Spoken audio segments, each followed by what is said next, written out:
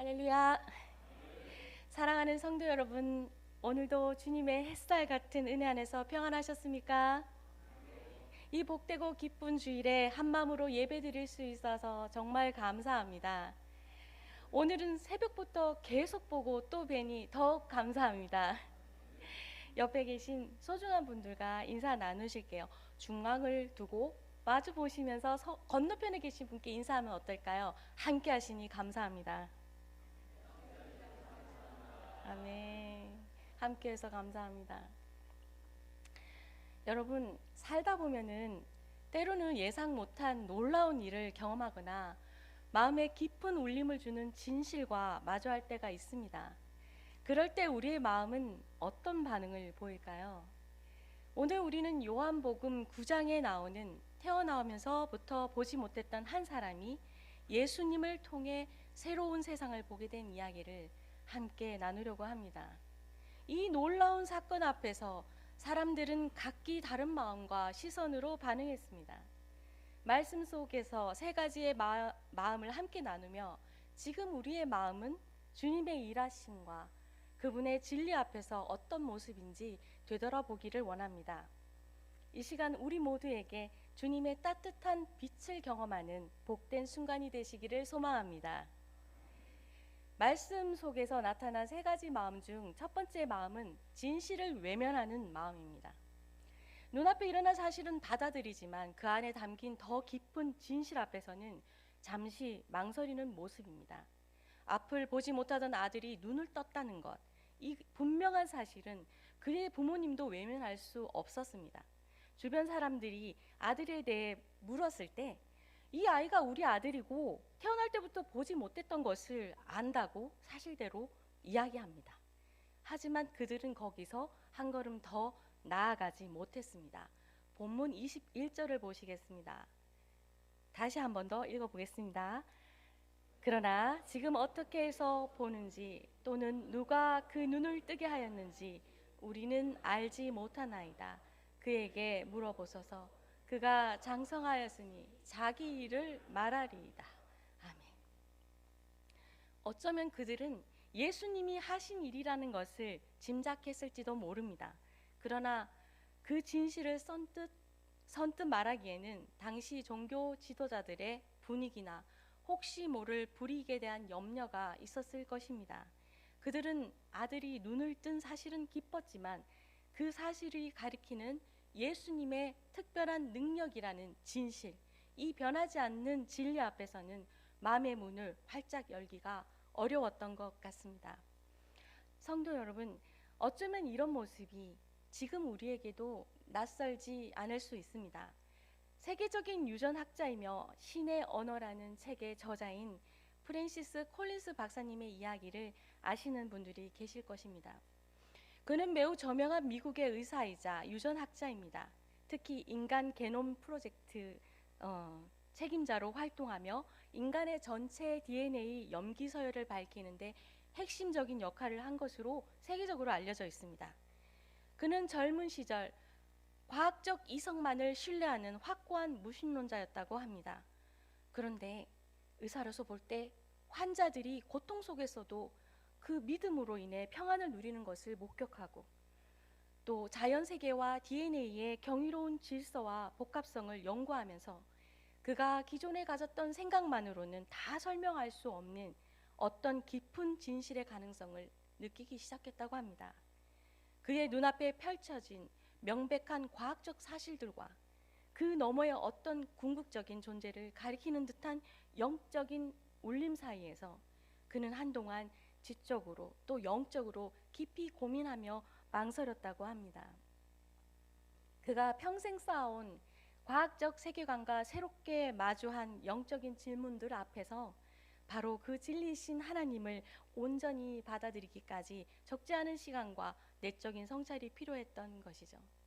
어쩌면 우리도 중요한 영적 진리 앞에서 이처럼 때로는 신중하게 때로는 마음속 깊은 곳에서 올라오는 여러 생각들로 인해 잠시 주저하며 그 참된 의미를 찾아가는 여정을 거칠 때가 있을 것입니다. 마치 날 때부터 맹인이었던 이의 부모가 아들이 눈을 뜬 사실 앞에서도 그 이상의 진실, 예수님에 대해서는 선뜻 나아가지 못하고 머뭇거렸던 것처럼 말입니다. 삶 속에서 하나님의 도우심을 느끼고 기도의 응답을 경험하는 순간들이 우리에게도 있습니다. 문제가 풀리고 마음의 평안이 찾아오는 그런 사실들 말입니다. 우리는 참 다행이다. 문제가 잘 해결되었네 라고 생각할 수 있습니다. 하지만 그 사실 너머에 계신 우리 삶에 따뜻한 손을 내미시는 하나님, 그분의 사랑과 능력이라는 진실을 온전히 마주하고 감사와 영광을 돌리는 데는 때로 주저하고 있지 않으십니까? 혹시 우리의 서툰 믿음이 이 부모님의 마음처럼 너무 조심스러워서 주님과의 따뜻한 관계를 맺는 기쁨을 놓치고 있지는 않은지 돌아보면 좋겠습니다. 눈에 보이는 현상에만 머무른다면 우리는 주님이 주시는 더 깊은 은혜와 평안을 경험하기 어려울 수 있습니다. 주님은 우리가 그저 관찰자가 아니라 그분의 사랑 안에서 함께 기뻐하고 교제하는 자녀가 되기를 원하십니다. 두 번째 마음은 익숙한 생각에 갇히는 마음입니다. 이 마음은 안타깝게도 자신들의 생각이나 기존의 틀에 갇혀 눈앞에 빛나는 진실을 제대로 보지 못하는 모습입니다. 당시 바리새인들이 그러했습니다. 그들은 맹인이 눈을 떴다는 사실을 확인하고도 그 기적을 행하신 예수님을 기꺼이 받아들이기 어려워했습니다. 오히려 우리는 저 사람이 죄인인 줄 압니다 라며 예수님을 평가하려 했습니다. 왜 그랬을까요? 아마도 예수님의 새로운 가르침과 그분을 따르는 사람들의 모습이 그들이 오랫동안 지켜온 전통과 권위에 도전이 됐다고 느꼈기 때문일 것입니다. 그들은 자신들이 알고 있는 지식과 경험의 틀에서 예수님을 이해하려고 했습니다.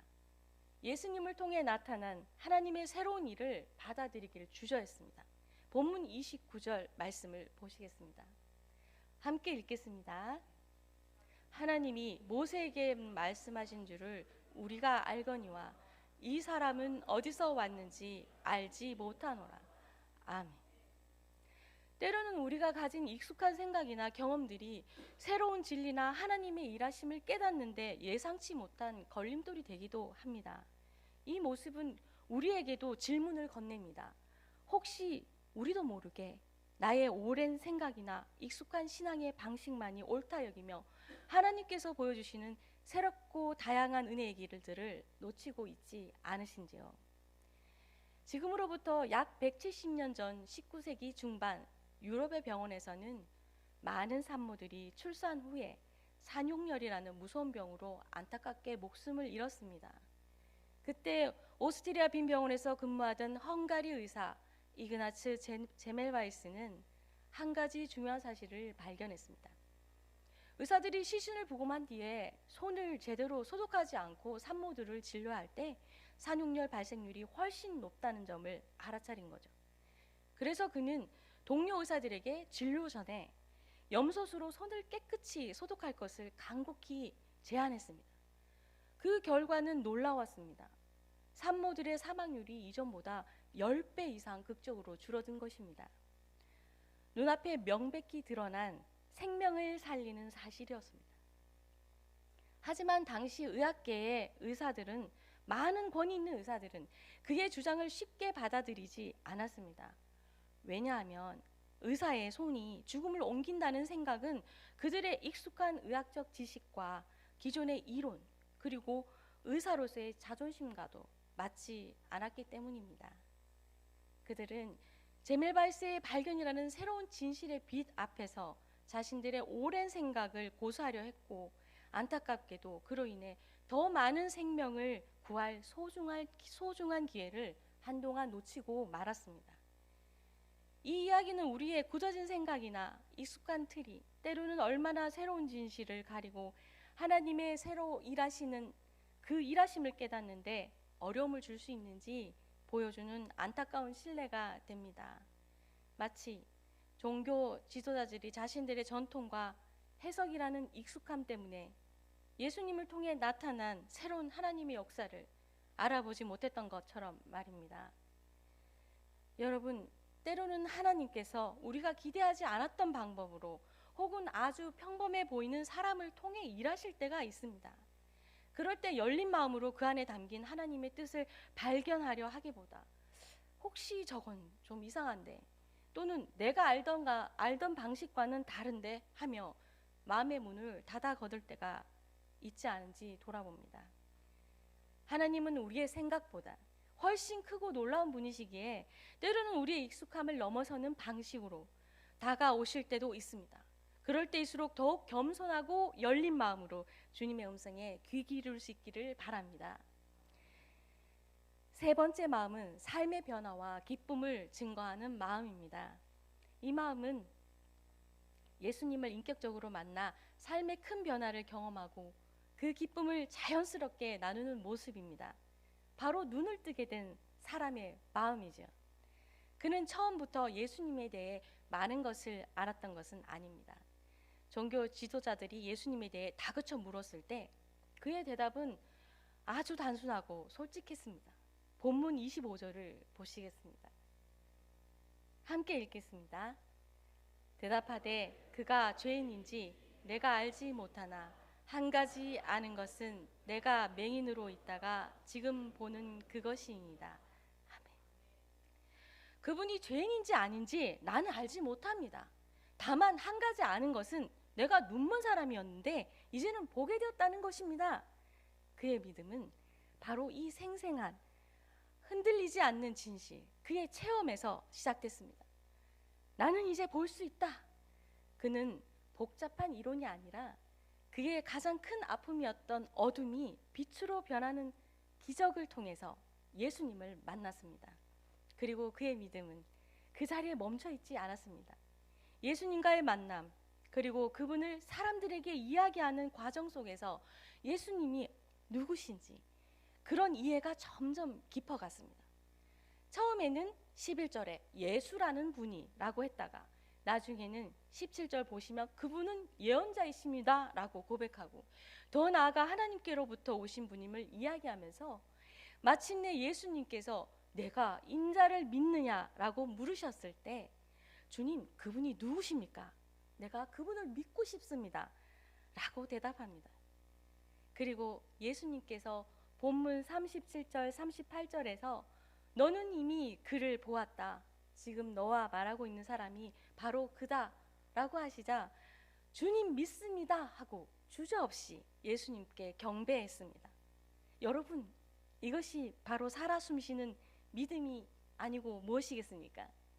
단순히 일어난 일을 아는 것을 넘어 때로는 주저하게 만드는 마음의 어려움들을 이겨내고 주님과의 따뜻한 만남을 통해 주님을 더욱 깊이 알아가는 것입니다. 그리고 삶에서 주님을 자연스럽게 드러내며 마침내 하나님께 온 마음을 들여 예배하는 자리까지 나아가는 것입니다. 그것이 믿음입니다. 그는 이 믿음 때문에 결국 내쫓기며 어려움을 겪기도 했지만 영원한 생명의 빛이신 예수님을 얻는 더 큰 기쁨을 누렸습니다. 여러분, 우리도 나타난 사실만 인정하거나 또는 왜곡시키는 모습에서 떠나 예수님을 나의 구주로 믿는 참 성도의 모습을 찾아야 합니다. 머리로만 아는 신앙 혹은 나의 생각과 기준에 맞추려는 신앙이 아니라 날마다 예수님과의 살아있는 만남을 통해 삶이 변화되고 그 기쁨과 감사를 이웃과 함께 나누는 그런 따뜻한 믿음의 사람들이 되시기를 소망합니다. 사랑하는 성도 여러분, 우리는 요한복음 9장을 통해 진리의 앞에 세 가지 마음을 함께 살펴보았습니다. 이것은 먼 옛날의 이야기가 아니라 어쩌면 오늘을 살아가는 우리 안에도 있는 마음일 수 있습니다. 하나님의 따뜻한 손길을 느낄 때, 우리 교회에 새로운 은혜의 바람이 불어올 때, 혹은 내 삶에 주님이 특별하게 다가오실 때 나는 어떤 마음으로 반응하고 있을까요? 혹시 세상의 시선이나 여러 가지 복잡한 어려움이 염려되어 주님의 일하심을 알면서도 마음속으로만 간직하고 있지는 않으십니까? 혹은 나의 익숙함과 편안함을 넘어서는 주님의 새로운 부르심 앞에서 혹시 나도 모르게 마음의 빗장을 걸고 있지 않은지 오늘 우리들의 마음을 다시 한 번 더 살펴보기 원합니다. 오늘 이 시간 주님은 우리 각자의 마음을 부드럽게 두드리십니다. 어둠 속에 있던 이가 눈을 떠 새로운 세상을 본 것처럼 우리도 가끔씩 감아버리는 영혼의 눈을 떠 주님을 더욱 새롭고 깊이 만나기를 원하십니다. 그저 알고 있는 지식에 머무는 것이 아니라 지금도 우리 곁에서 살아 역사하시는 예수 그리스도를 매일의 삶에서 인격적으로 만나고 그분의 사랑으로 더욱 새로워지기를 원하십니다. 그리고 그 따뜻한 사랑을 나만 갖는 것이 아니라 주변에 흘려보내는 복된 삶을 살아가라고 우리에게 간절하게 말씀하고 계십니다. 내가 아는 한 가지는 눈먼 사람이었던 내가 이제는 보게 되었다는 것입니다. 이 소박하지만 진실된 고백이 오늘 우리 모두의 마음에서 우러나오는 기쁨의 고백이 되기를 원합니다. 그리하여 저와 사랑하는 여러분의 삶이 만나는 모든 사람들에게 예수 그리스도의 따뜻한 사랑과 그분의 놀라운 은혜를 전하는 향기로운 통로가 되시기를 주님의 이름으로 축복합니다. 아멘. 함께 기도하시겠습니다.